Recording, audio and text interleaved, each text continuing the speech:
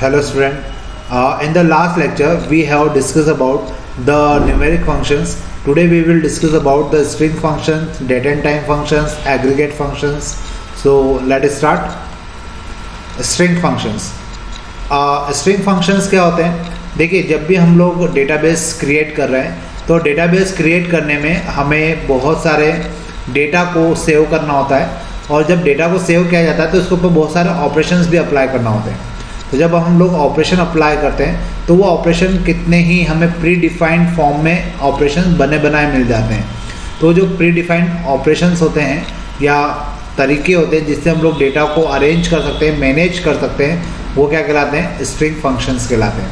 अब जैसे यहाँ पे एग्जांपल देखिए, एग्जांपल से आप लोग बहुत इजीली समझ पाएंगे कि मैं आपको क्या समझाना चाह रहा हूँ। जैसे फर्स्ट है कॉन्केट, ये फंक्शन का नाम है। फिर इसके बाद स्ट्रिंग 1 कॉमा स्ट्रिंग 2। आपने जैसे स्ट्रिंग फर्स्ट और स्ट्रिंग 2 मतलब दो स्ट्रिंग यहाँ पे आपके पास होगी, और अगर आपने कॉन्केट फंक्शन इनके ऊपर लगा दिया तो it returns concatenated string, that is string 1 plus string 2। यहाँ पे आपको क्या मिलेगा? दो स्ट्रिंग प्लस होकर मिल जाएगी, मतलब दोनों स्ट्रिंग के बीच में आपस में क्या हो जाएगा? कनेक्शन हो जाएगा, वो दोनों आपस में जुड़ जाएगी। देखिए, इसके लिए कमांड या एग्जाम्पल क्या हो सकता है? Select concat name comma city from student. यहाँ पे हम लोग क्या कर रहे हैं? स्टूडेंट नाम की टेबल के ऊपर कॉन्केट फंक्शन अप्लाई कर रहे हैं, और कॉन्केट फंक्शन अप्लाई करने से क्या होगा कि उस टेबल के अंदर नेम और सिटी, जो दो अलग अलग कॉलम थे, अब उनकी डिटेल हमारे सामने आएगी, लेकिन नेम के साथ सिटी अटैच हो जाएगी या कनेक्ट हो जाएगी। फिर नेक्स्ट फंक्शन है लोअर। आप इसको चाहे तो LOWER पूरा फंक्शन यूज़ कर सकते हैं, या एल केस इसके लिए आप यूज़ कर सकते हैं। इसमें आपको क्या करना होता है? स्ट्रिंग पास करना होती है। स्ट्रिंग यहाँ पे जो str लिखा है इसका मतलब है स्ट्रिंग, और str इसको हम लोग एज अ आर्ग्यूमेंट कहते हैं कि अगर हम ब्रैकेट में कोई वैल्यू पास करते हैं मेन फंक्शन से सब फंक्शन की तरफ तो उसे स्ट्रिंग कहा जाता है, सॉरी उसे आर्ग्यूमेंट कहा जाता है। तो यहाँ पर हम as a string as a argument pass करेंगे, तो उस कंडीशन में क्या होगा? इस स्ट्रिंग में जितने अपर लेटर होंगे वो सारे किस में कन्वर्ट हो जाएंगे? लोअर लेटर्स में। तो देखिए, सिलेक्ट लोअर ABC, यहाँ पे जो ये है लेटर्स जो कैपिटल्स में लिखे गए थे वो स्मॉल लेटर में आ जाएंगे। तो ये क्या हो गया? एक फंक्शन हो गया। फिर वैसे ही जैसे लोअर केस होता है वैसे ही अपर केस होता है, या यू केस भी बोल सकते हैं। इसमें भी हम लोग स्ट्रिंग को एज अ आर्ग्यूमेंट पास करेंगे, और अगर हमारी स्ट्रिंग में कोई स्मॉल लेटर्स में लिखे हुए अल्फ़ाबेट होंगे तो कैपिटल में कन्वर्ट हो जाएंगे। फिर इसके बाद एल ट्रिम, आर ट्रिम या ट्रिम, ये भी तीन फंक्शन होते हैं। इसमें भी स्ट्रिंग हम पास करते हैं एज अ आर्ग्यूमेंट, और जब हम लोग इसको पास करते हैं तो क्या होता है? यहाँ पे ट्रिमिंग हो जाती है। ट्रिमिंग होने का मतलब होता है कि अगर मैंने ट्रिम वर्ड लिखा है तो ट्रिम मतलब दोनों तरफ से जो एक्स्ट्रा स्पेसेस है या वाइट स्पेसेस है वो क्या हो जाएगी? ट्रिम हो जाएगी, और आपको जो आउटपुट है वो एग्जैक्टली जो अल्फ़ाबेट है वो मिलेगा। जैसे मान लीजिए यहाँ पे मैंने ट्रिम फंक्शन यूज़ किया है, तो ट्रिम, और यहाँ पे देखिए स्पेस है, ABC के बाद भी स्पेस है, लेकिन मैंने ट्रिम फंक्शन यूज़ किया है तो अब मुझे आउटपुट पे क्या मिलेगा? ABC। जो आगे की स्पेस है और जो पीछे की स्पेस है वो क्या हो जाएगी? ट्रिम हो जाएगी। आप चाहे तो केवल आगे की स्पेस को भी ट्रिम कर सकते हैं, और आप लोग चाहे तो केवल पीछे की स्पेस को भी ट्रिम कर सकते हैं। उसके लिए आपको कौन सा फंक्शन यूज़ करना पड़ेगा? L ट्रिम या R ट्रिम। फिर लेफ़्ट और राइट, ये भी फंक्शन है। अब लेफ़्ट फंक्शन या राइट फंक्शन क्या करता है? तो इसमें आपको दो आर्गुमेंट पास करना होता है, एक स्ट्रिंग और एक न्यूमेरिकल वैल्यू। तो स्ट्रिंग और n ये आपको क्या देगा? देखिए, अगर आप एग्जांपल से देखें तो यहाँ पे सिलेक्ट लेफ़्ट, लेफ़्ट क्या हो गई? कमांड, सॉरी लेफ़्ट क्या हो गया? एक फंक्शन हो गया। सिलेक्ट कमांड हो गई। अब कंप्यूटर कॉमा 4, तो कंप्यूटर एक स्ट्रिंग हो गई, और यहाँ पे अपन ने 4 क्या दिया है? एक नंबर न्यूमेरिकल वैल्यू दी है। तो 4 लिखने से क्या होगा कि स्टार्टिंग के जो 4 अल्फ़ाबेट है केवल आपको वही दिखाई देंगे, बाकी के जो लेटर्स है वो क्या हो जाएंगे? ट्रंकेट हो जाएंगे। ठीक है, तो ये अपन ने यहाँ पे कौन सा यूज़ किया? लेफ़्ट, तो लेफ़्ट से आपको दिखाई देगा। अगर आपने यहाँ पे लेफ़्ट की जगह यूज़ किया होता राइट, तो आखिरी के 4 लेटर आपके सामने आते, स्टार्टिंग के लेटर क्या होते हैं? स्किप हो जाते हैं। फिर सबस्टर, सब स्ट्रिंग कहा जाता है इसे, या मिड पॉइंट भी कहा जाता है MID। तो सब स्ट्रिंग जो होती है ये आपको क्या प्रोवाइड करेगी? बीच के लेटर्स प्रोवाइड करेगी। देखिए एग्जांपल, जैसे मैंने लिखा SUBSTR, तो SUBSTR क्या कर रहा है? कंप्यूटर एक स्ट्रिंग हो गई, और इसमें 3,2 लिखा है। तो 3,2 का मतलब क्या हुआ, मतलब यहाँ पे हमने 2 लेटर्स प्रोवाइड किए, और 2 लेटर्स प्रोवाइड किए मतलब आप देखिए यहाँ पे 2 लिखा है, तो 2 का मतलब है कि आपको 2 लेटर मिलेंगे, और 3 मतलब आगे से तीसरा लेटर से स्टार्ट करना है। तो हमें इस कंप्यूटर में आगे से तीसरा लेटर कौन है, एम है, और उसके बाद 2 लेटर तक मतलब पी तक के हमें लेटर यहाँ पे दिखाई देंगे। तो इस प्रकार से आप एक कंप्लीट स्ट्रिंग में से एक सब स्ट्रिंग को अलग कर सकते हैं और उसको देख सकते हैं कि वो सब स्ट्रिंग किस प्रकार से डिफाइन की गई है। इसके बाद इन स्ट्रिंग, यहाँ पे आपको ये भी एक फंक्शन है, यहाँ पे आपको 2 स्ट्रिंग पास करना होती है, और 2 स्ट्रिंग को पास करने के बाद आप लोग क्या पता कर सकते हैं कि किसी स्ट्रिंग के अंदर पर्टिकुलर वर्ड या अल्फ़ाबेट कितने नंबर पर या कौन सी पोजीशन पर है। ठीक है, तो ये पता करने के लिए जैसे देखिए यहाँ पे 2 स्ट्रिंग है, जैसे एक कॉमन, ये तो मेन स्ट्रिंग हो गई, और मुझे पता करना है कि यहाँ पे एम कौन सी पोजीशन पर आ रहा है। तो मैंने जैसे ही एम लिखा यहाँ पे क्या आ जाएगा, 3 आ जाएगा, तो आपको आउटपुट में क्या मिलेगा, 3 मिलेगा। फिर अगर आपको स्ट्रिंग की लेंथ पता करना हो तो लेंथ एक फंक्शन होता है, इसमें आपको string as a argument provide करना होती है, और जैसे ही आप यहाँ पे स्ट्रिंग प्रोवाइड करेंगे आपको उसकी लेंथ मिल जाएगी। देखिए एग्जांपल्स में कॉमन मेरे पास एक स्ट्रिंग हो गई, इस कॉमन के अंदर मैंने लेंथ फंक्शन लगा रखा है, तो इस कॉमन में कितने अल्फ़ाबेट है, 6 अल्फ़ाबेट है, तो यहाँ पे मुझे आउटपुट में क्या मिलेगा, 6 मिलेगा। तो इस प्रकार से ये सारे स्ट्रिंग फंक्शंस कहलाते हैं। इसमें से कोई से भी 5 फंक्शन जो आपको इजी लगते हैं वो याद कर लीजिए। मेरे हिसाब से आपको एक तो लेंथ याद कर लेना चाहिए, एक कॉन्केट याद कर लेना चाहिए, एक एल केस, एक क्यू केस और एक ट्रिम। तो अगर आपने 4-5 फंक्शन याद कर लिए और एग्ज़ाम में अगर आपको स्ट्रिंग फंक्शन के ऊपर शॉर्ट नोट लिखने के लिए आता है तो ये 4 या 5 मार्क्स का आएगा, और ये 5 फंक्शन और उनके एग्जाम्पल अगर आप लोग लिख देंगे तो आपको पूरे नंबर मिल जाएंगे। ठीक है, तो इस प्रकार से हम लोग स्ट्रिंग फंक्शंस का यूज़ करते हैं। अब इसके बाद आता है डेट एंड टाइम फंक्शंस। तो डेट एंड टाइम फंक्शंस की बात करें तो इसमें से भी आपको 5 फंक्शन याद करना है और उनके एग्जाम्पल्स याद करना है, और वो हमें आउटपुट में क्या देते हैं वो आपको समझ में आ ही जाएगा अगर आप लोग एग्जाम्पल याद कर रहे हैं तो। ठीक है, तो देखिए सबसे पहले फंक्शन हो गया कर डेट। कर डेट मतलब करंट डेट, या इसको करंट डेट पूरा भी लिखा जाता है लेकिन बीच में अंडरस्कोर लगाया जाता है। अब देखिए ये फंक्शन है तो इस बात का ध्यान रखिएगा, यहाँ पे पैरेंथेसिस हमेशा लगेगा। फंक्शन के आगे पैरेंथेसिस हमेशा लगता है। आप लोग चाहे तो आप स्ट्रिंग फंक्शन में भी देखिए, सब में यहाँ पे ब्रैकेट है। ये बात अलग है कि यहाँ पे हम लोग आर्गुमेंट पास कर रहे थे तो ब्रैकेट लगाया हुआ आपको ऐसा लग सकता है, लेकिन ऐसा नहीं है। फंक्शन के आगे हमेशा क्या होता है, एक ब्रैकेट लगता ही लगता है। देखिए जैसे यहाँ पे भी ब्रैकेट लगे हुए हैं, यहाँ पे भी हमने सभी में आर्गुमेंट पास किए हुए हैं, लेकिन आपको अगर आर्गुमेंट पास नहीं भी करना हो तो आपको ऐसा ब्रैकेट, ब्लैंक ब्रैकेट लगाना ही पड़ेगा। ये ब्लैंक ब्रैकेट ये बताता है कि ये फंक्शन है। क्लियर है। अब जैसे अपन करंट डेट फर्स्ट फंक्शन की बात करते हैं तो ये हमें क्या देगा, जो आज की डेट है वो हमें बताएगा अगर आपने इस फंक्शन का यूज़ किया। नाउ का अगर आप लोग यूज़ करेंगे तो ये करंट डेट तो बताएगा ही बताएगा, साथ में टाइम भी बताएगा। तो देखिए आप यहाँ पे एग्जांपल देख सकते हैं। फिर सिस डेट के पे अगर आप क्लिक करेंगे, मतलब ये फंक्शन यूज़ करेंगे, तो आपके सिस्टम में जो डेट चल रही होगी, जो टाइम चल रहा होगा वो शो हो जाएगा। हो सकता है आपका सिस्टम पीछे चल रहा हो या उसका टाइम पीछे चल रहा हो। फिर अगर आप डेट यूज़ करेंगे तो आज की डेट बता देगा। अब करंट डेट और डेट दोनों सेम काम करते हैं, दोनों में डिफरेंस नहीं है। करंट डेट और डेट दोनों फंक्शन के आउटपुट भी आपको सेम मिलेंगे।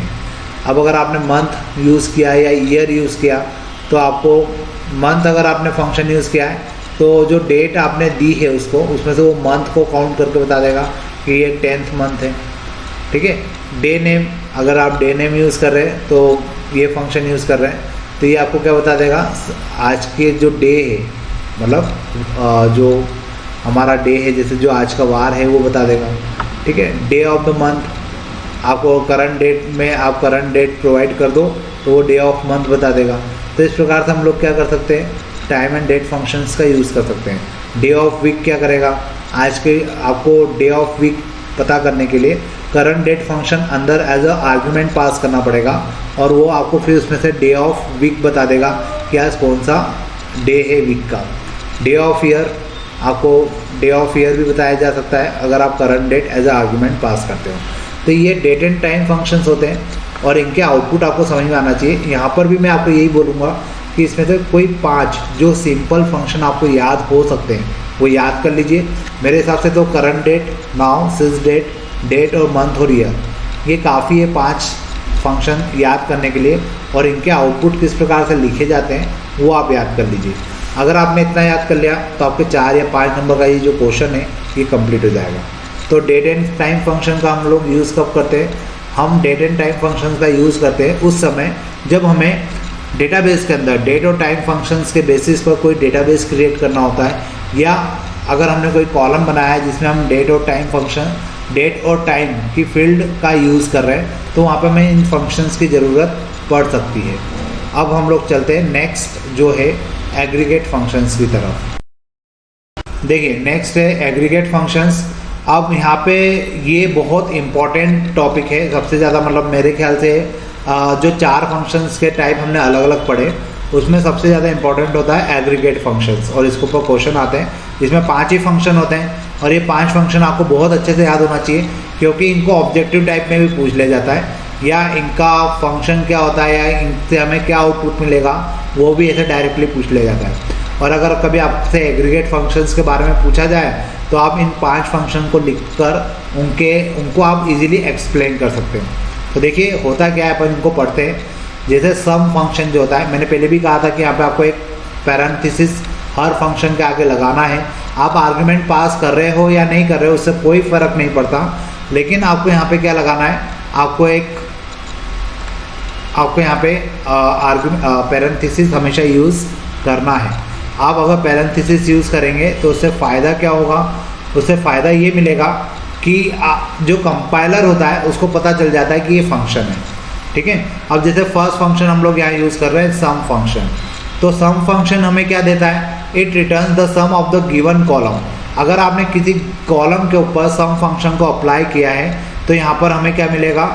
उसका सम मिल जाएगा, मतलब उस कॉलम में जितनी न्यूमेरिकल वैल्यू होगी उस सारी न्यूमेरिकल वैल्यू का जो सम होगा वो हमें आउटपुट में मिल जाएगा।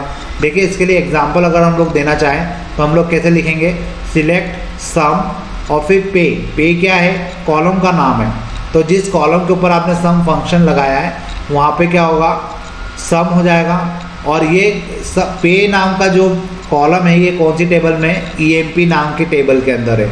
तो EMP नाम की टेबल के अंदर जो पे नाम का कॉलम है उसके ऊपर हमने सम फंक्शन लगाया, तो पे के अंदर जितने न्यूमेरिकल वैल्यू होगी उन सबका सम क्या हो जाएगा? सम हो जाएगा, ठीक है। तो इस प्रकार से हम लोग सम फंक्शंस का यूज़ कर सकते हैं। फिर हम लोग क्या कर सकते हैं? मिनिमम फंक्शन को यूज़ कर सकते हैं। और मिनिमम फंक्शन को यूज़ करना है तो आपको क्या करना पड़ेगा? यहाँ पर आपको मीन MIN लिखना होगा और आपको इसको किसी पर्टिकुलर कॉलम के ऊपर अप्लाई करना होगा। तो उस कॉलम में न्यूमेरिकल वैल्यू में जितनी वैल्यूज़ होगी उसमें जो मिनिमम वैल्यू होगी वो मिनिमम वैल्यू आपको मिल जाएगी। देखिए एग्जांपल में यहाँ पे लिखा है MIN और फिर वापस से हमने वही EMP नाम की टेबल ली। EMP नाम की टेबल के ऊपर हमने पे नाम का जो कॉलम है उसके ऊपर मिनिमम फंक्शन लगाया, तो जिसकी मिनिमम पे आउट होगा या जिसका मिनिमम सैलरी होगा वो आउटपुट हमें सामने दिखाई देगा।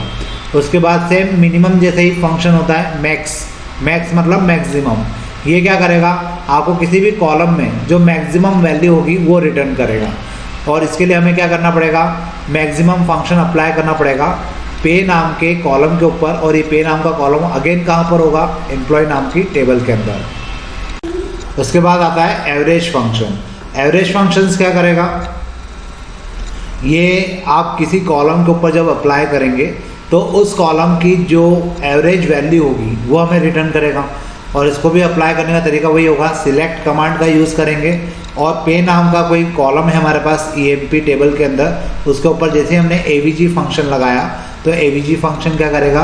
हमें उस कॉलम के अंदर जितनी भी वैल्यू होगी उन सभी का एवरेज निकाल के प्रोवाइड कर देगा। और लास्ट फंक्शन होता है इसमें काउंट।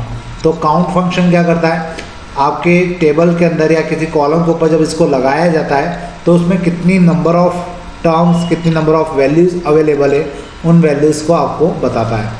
तो इट सिलेक्ट, यहाँ पे भी हम लोग जब इस फंक्शन को अप्लाई करेंगे तो हम लोग क्या देखते हैं कि यहाँ पे काउंट नाम का फंक्शन कॉल होगा और हमने किसके ऊपर लगाया? नेम फ्रॉम द एम्प्लॉय, मतलब एम्प्लॉय नाम की टेबल के ऊपर हमने काउंट फंक्शन को अप्लाई किया है और किस कॉलम के ऊपर किया है? नेम नाम के ऊपर।